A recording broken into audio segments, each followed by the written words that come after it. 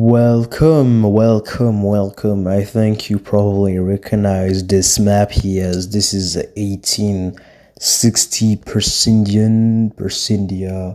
What if Persindia was in IRL 1860, right after World War One? And well, this is part two of the scenario, which normally it did well, but I already planned a part two, so yeah, we're starting.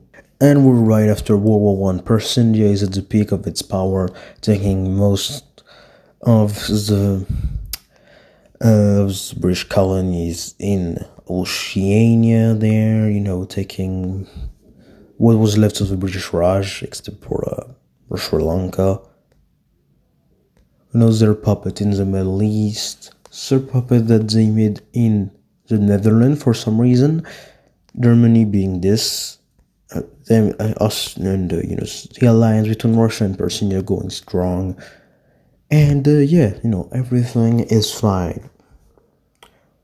Well, obviously it's not, because I wouldn't be making this video, and Russia, like in our time, it may doing well territorially speaking, but first of all, the economy is still in shambles, because every investment came from Persindia, and Persindia right now has things to do, so they can't really help Russia remake their industry right now.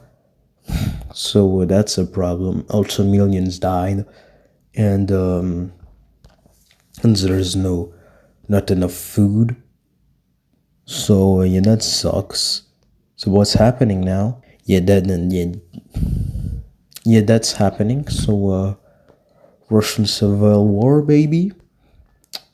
And now, of course, Persindia is totally not for this. They're kind of not happy. Because things are, how dare you start a civil war? So, but Persindia has other plans right now, so they won't really be intervening, and they're gonna wait a little bit, which is gonna allow for the Bolsheviks to grow stronger and stronger. And once they became stronger, Persindia finally decides to help Russia in exchange of influence and them making puppets. And at first Russia is like, well, we're allies, but realizing that nobody else is going to help, and they kind of have no choice to accept. So Persindian forces entered Russia, and the Bolsheviks, they're getting destroyed right there. Yeah. Persindia is not it's probably Persindia is probably one of the most capitalist country. Even the USA is not that capitalist. So they are led by oligarchs and all that. So let's just say that communism and oligarchies doesn't go well together. And now, of course, like I said, they're going to give Persindian puppets, even though they have a lot of puppets. But hey, I guess you never have enough. I guess. And so it was the deal with Persindia, and now immediately you might see that this strangely looks like something, but it's just Persindia. So they form a Crimean puppet, the puppets of Novgorod here, and expand their puppet of Caspian. Now, the Russian Empire is, thing that's a little weird, those things, why would Crimea have that, and, but at the end of the day, they don't lose too valuable land and prevent their own collapse. So, that's fine, I guess. Now, for the British Empire lost obviously a lot of land, and they're obviously experiencing revolts. Like in our timeline, you got the Irish Revolution, like in our timeline, but not only that, but there is also a group that is funded by Persindia in Ireland. So, and it's not officially founded by persindia, but like it is, and they use this flag, and which is kind of weird because it's like something new. I wonder where they got that from. So the British, still does the British thing of shooting against civilians, and this proves to be really, really effective. Damn. I mean, although with many revolts going, and the Precision, founded group not giving up, and managing to get the other independence group in their group. At some point Britain is like, okay, you gain independence, and so Ireland becomes independent and is strangely tied to Persindia. I wonder how could that be? Outside of things made by Persindia, we are going this time in. We're going in Germany, and Germany, feels like they really, really, really got humiliated, which is the first sentiment, because yeah, that's not the first PZL I've seen, not gonna lie. And so, what's gonna happen? Yeah, an old artist goes into power in Germany, if you know what I mean. So yeah, that happened. The first thing that happens is that, strangely, there's a referendum that is sent to Austria. The Entente don't do anything. France, Britain, kind of don't do anything, and Persindia doesn't care enough, and Russia is kind of, destroyed, so they're focusing on, not collapsing, and, and Austria joins Germany. So, yeah, that's Germany now. And at the same time, Italy, also because of their economic problems, they, also go in a route. They decide also to go in a route that some would call undemocratic, if you know what I mean. But yeah, that's unfortunate.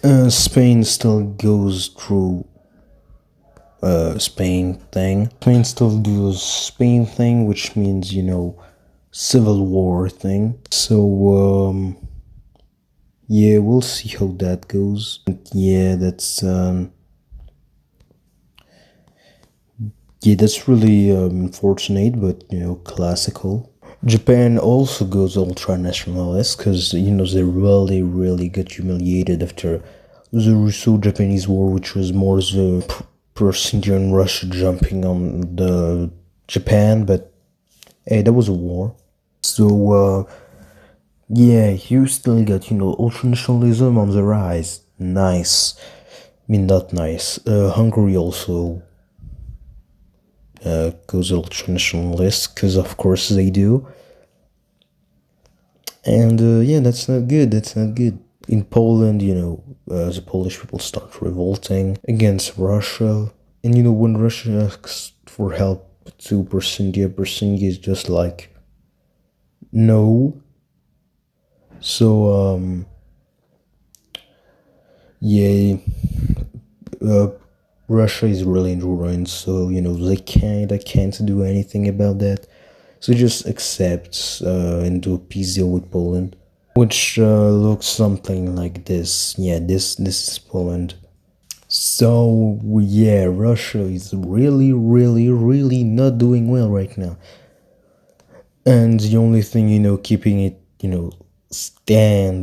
still alive is just the threat of Persindia helping, Russia against any communist revolution. That's the only reason they're still alive right now. And now, without Russia defending, not really being able to protect, the puppets of Bohemia because no border, Germany will just ask Bohemia for the Sudetenland, and Bohemia will just accept because they don't really have their choice. Also, Hungary takes the opportunity to just take Slovakia, because it's free land. And this was done totally democratically, at least according to the Hungarian government, which totally wouldn't lie about something like that. Trust me, bro. And with time, strangely, for some reason, Bohemia more looks like a puppet of Germany than a kingdom with a Russian prince on the throne. I wonder why. I wonder what could have happened.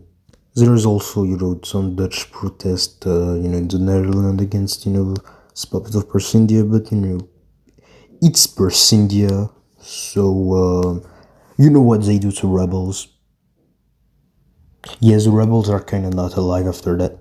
I wonder what could have happened. The Spanish Civil War is, of course, won by the nationalists, because, of course, it is, with help from Germany, Italy, and, well, that's pretty much it, but, like, non-helps coming from other countries to the... Basically, the Republicans just got nothing. So, that may have helped. I'm just saying, that may have helped a bit. Indirectly, yes, but, maybe it helped. Especially because, there's no Soviet Union to supply the Republicans. So, yeah, that sucks. In America also, yes, the Wall Street crash, does happen later in our timeline thanks to help from Persindia, but at some point it still has to happen, and, that just crashes the economy of everyone. The kind of exception is, mainland Persindia, which is pretty fine thanks to, huge industries, but, like, things like, first of all, Alaskan Persindia, which was, really tied to the US economically speaking, because, they are really close. And then you got, of course, the land taken from the British, so, like, the Australian territories, most of it, and, their puppet of South Africa. So, yeah, that does really hurt most of the colonies, and South Africa is so much affected, in fact, that they go full on revolution. They revolts. They try to revolt, and Persindia is not taking that. So obviously they're doing, what Persindia does best. Although they are forced to give more autonomy to their puppet as to not get another civil war, which may cause other civil wars in their empire. So yeah, Persindia may seem stable, but they really aren't. Also in their puppet in the Middle East, at least in Arabia, mainly, because those two were under the Ottomans, so yeah.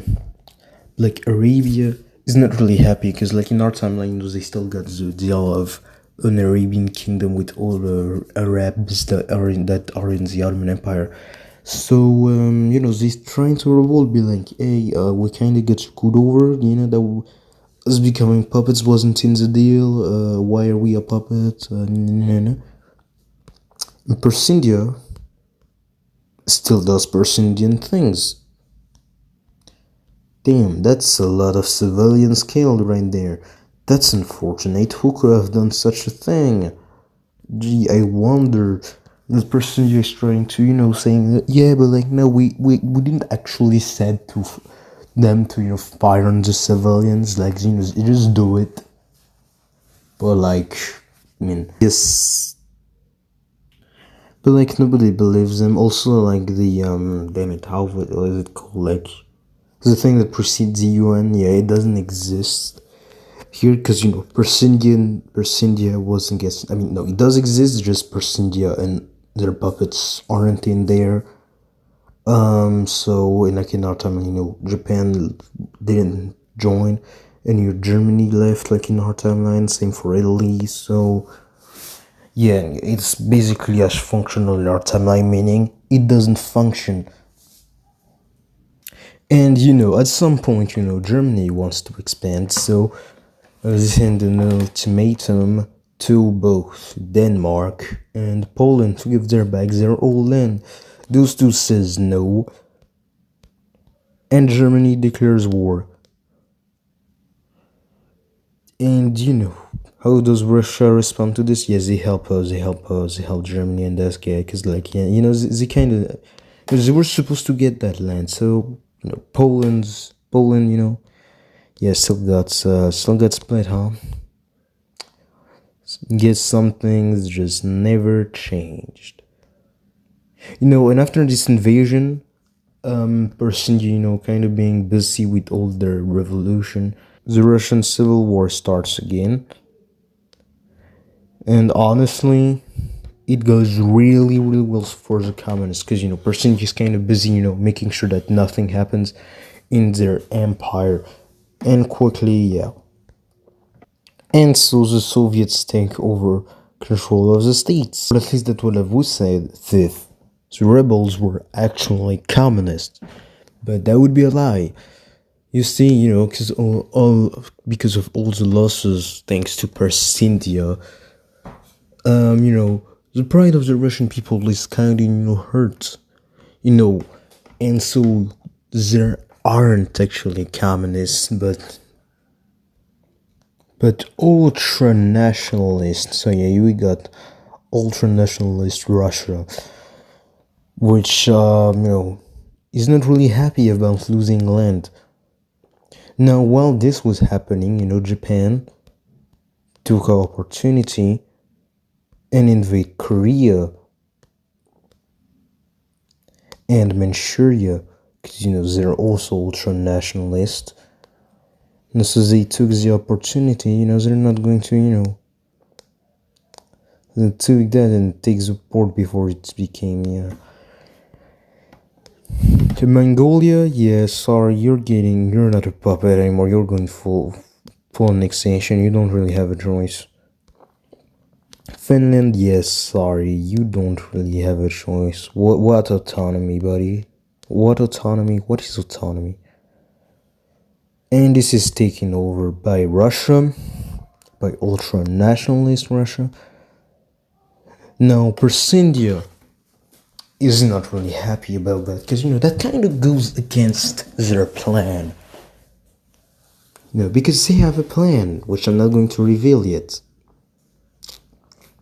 And this is really, really bad. But also one thing that isn't really completely against their plan is, Germany goes after France when they refuse to give them the southern Rhineland, so they go to war. Oh yeah, and also they're also at war with Denmark, so yeah. And their Dutch puppet kinda has some claims on France, so they also joined the war. And their plan ends, with help from Persindian forces, they focus mainly on the north. And Germany doesn't want to go to war with persindia yet, so they don't say a thing and just focus on, taking over France. Would they succeed when they capture Paris? And so, little peace deal there. Oh yeah, and also Italy joins us, and once they are sure that, the Axis is gonna win, especially with Russia joining. So they also joined the war. And so this is, the peace deal with France. Persindian puppets takes most of what was Belgium, and Germany occupies most of France, and Vichy France is created. And yeah, so Britain is kind of like, okay, what now? Because they're kind of cooked, because they lost most of their empire already, and France is KO. One of their biggest rivals is KO. And so, while Britain doesn't become full-on ultra-nationalist, they're still kind of, seeing a potential alliance with the Axis power. Because, they still want their empire back. Because, that was a big humiliation. So yeah, basically we got the strongest powers against, persindia. Now, persindia doesn't like still have some allies like the US because democracy and all that. Even though persindia is not fully democratic, at least they got some oligarchs. So there's some kind of democracy, I guess. So yeah. Now Italy will do Italy thing, taking over Albania and invading Yugoslavia when they refuse to give them Montenegro, as well as with also Germany joining in, and Hungary also joins the Axis because they're like, I can gain free land. And partition of Yugoslavia, you know how it goes. I don't think I need to explain. And yeah, that is not good. Europe is now mostly under the Axis power, and the Axis also prepares an invasion against the Nordic countries to take their resources. So Germany, is the first to launch their invasion, taking over most of the Norwegian and Swedish population, while Russia is invading from the north. So yeah, again, peace deal, division of those countries between the Axis powers. And yeah, with the ultra expansion thing, that's the reason why Britain kinda doesn't want to ally with the Axis. Like, because yes, sure, they hate persindia, but like that's not a reason to invade neutral nations. Like those two were like not nice, bro. And now the Axis are preparing to do an invasion against persindia. Now with Russia gone, yeah, China is mostly under the influence of persindia by that point, and they're still doing their thing of creating puppet. You create a puppet there, so they create their Tibetan puppet. They create their little Tibetan puppet there in China, because again, China is mostly under their influence, and they're also creating. They're also creating another puppet in Eastern China. And China is not going to say anything because, again, they're under Persian influence. So that's going really, really well. Now, they take advantage of the fact that France is now locked to its colonies. And it's simple. What do? Well, they have their own plan for the region, so they just invade France. I mean, what is left of France, which is just their colonies. Yeah, and Persindia, has a lot of troop to spare, and with the French government being based in Algiers, and considering they're somewhat still alive, even in the Axis, not invading them yet, they accept whatever peace deal, and well, basically, that's what's created. Persinger just thinks what they are occupying right now. And yeah, talking about the Axis invading France, yeah, that's literally what's happening now. The Axis powers are now invading what's left of France, I guess. And well, I don't think I need to explain why it doesn't go well for the original French government, so I'm just going to do the peace deal. So there it is, with the whole Roman Empire thing. Italy just thinks the Mediterranean coast, and this is left to Vichy France. And now is the time for the big war. The Axis powers are now invading Persindia. Now, not only the Axis powers are invading Persindia, but Britain is also taking the opportunity to prevent the Axis of getting too much land. This way, not the whole world is dominated by ultranationalism. And Z was kind of stay still. So we got Russia, Germany, the UK, Spain, Italy, Portugal. Yeah, I forget they became internationalist in our timeline, so they also do here. Hungary was the puppets of the Axis against persindia and their puppets. Oh yeah, and you also got Japan, which is also against persindia. Now you get still some neutral nations, which are going to get invaded. Like Romania, Greece, and Bulgaria. Like they're here, but like Italy still does the Greek invade Greece. Now officially it's for having easier access to the Middle Eastern puppets. So they do this real quick, and like in our timeline, and in like our timeline, Italy actually manages to capitulate Greece. So yeah, Italy is actually useful here, which is a big change. But yeah, although Big Z, can't really get too much distraction because Persian is really strong. They just now launch the invasion. Now, first of all, look at Britain focusing on the Middle Eastern fronts. Yeah, basically it's the Axis doing the invasion. So yeah, the Middle Eastern front is taken over by Britain. Russia is taking, like, first of all, Novgorod is surrenders almost immediately.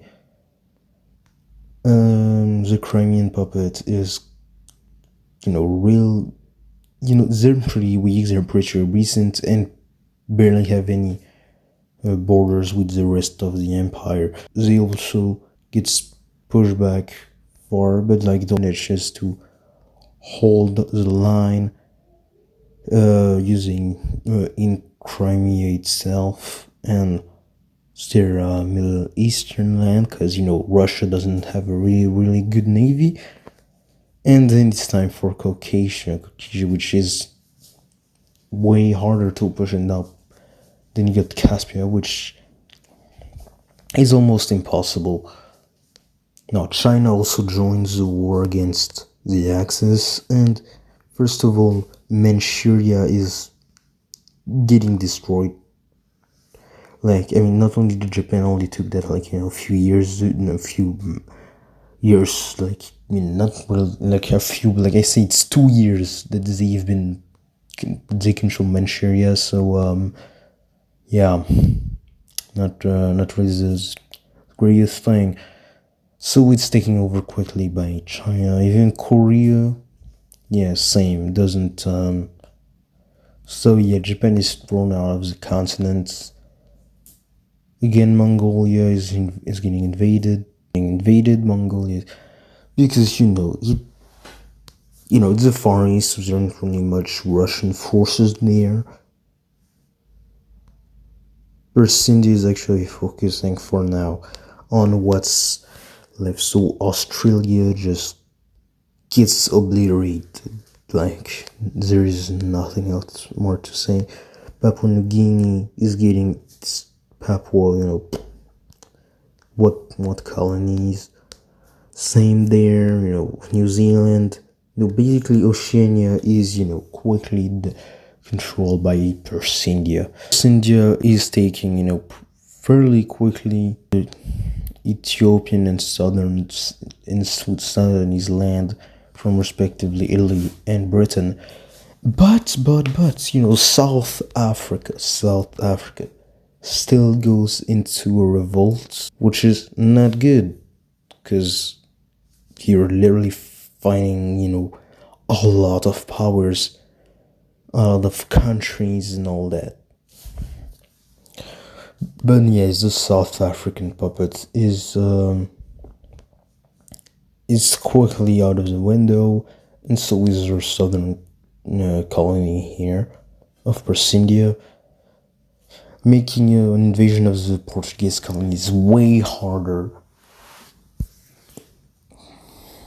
So for now, they redirect forces to the Middle Eastern front, which which persindia kind of manages to save again. And because they feel like that's going to be a pain, they make Ireland, which nobody knew was a puppet, join the war. And what does Ireland do? Exactly, land on Scotland, which is mainly effective because of the element of surprise. I think once that's done, Britain is just going to push back against Ireland fairly easily, thanks to their naval superiority, and they're going to invade Ireland in the northern port, and taking back every Scottish territory that was captured. But that was still a nice distraction, because this allows for a pushback.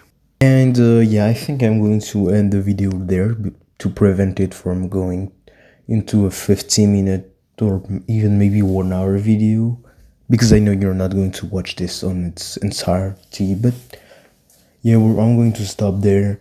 Hope you enjoyed, and waiting for the part 3. Hope you enjoyed the video. Don't forget to like and subscribe. See you next time, I guess. Maybe, I don't know if you'll be here, you personally that is watching the video, but